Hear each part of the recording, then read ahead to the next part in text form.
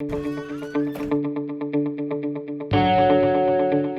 vous voulez effectivement une déclaration, je viens de la faire, mais je voudrais juste vous dire que le conseil exécutif de la SINSAD s'est tenu du 28 au 30, précédé certainement par une réunion d'experts.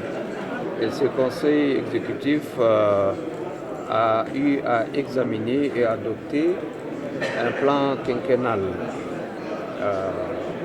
d'action prioritaire 2022-2026, ainsi que le budget de la SINSAD au titre de l'année 2022. Et comme vous le savez, cette organisation, à cause de la crise en Libye, a été plongée pendant longtemps dans une léthargie dont les États membres essaient de faire sortir. Et à ce titre, en 2019, un sommet extraordinaire tenu à N'Djamena au Tchad avait transféré provisoirement le siège de cette organisation de Tripoli à N'Djamena.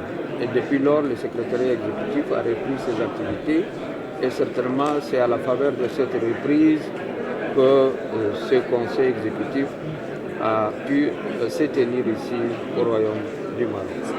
Donc les conclusions de cette session, je pense, sont à la hauteur des attentes puisque le sommet de 2019 avait fait délégation à ces conseils pour adopter le budget et le plan quinquennal.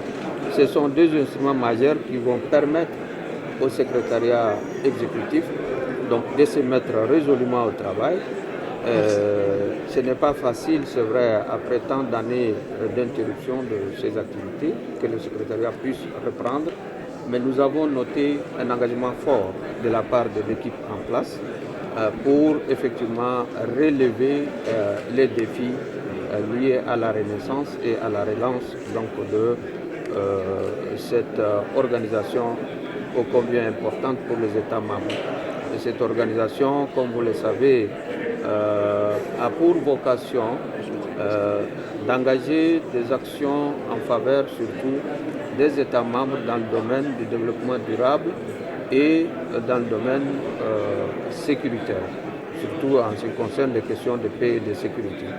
Et à ce titre, effectivement, les traités révisés de cette organisation prévoient la mise en place donc, de deux conseils permanents, un conseil permanent pour le développement durable et un conseil permanent pour la paix et la sécurité.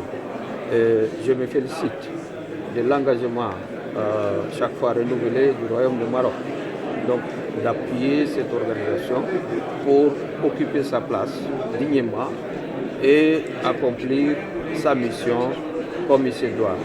Et je pense que vous avez constaté que le Conseil a rendu effectivement un hommage mérité à Sa Majesté le roi Mohamed VI pour son engagement, son appui constant donc, à cette organisation.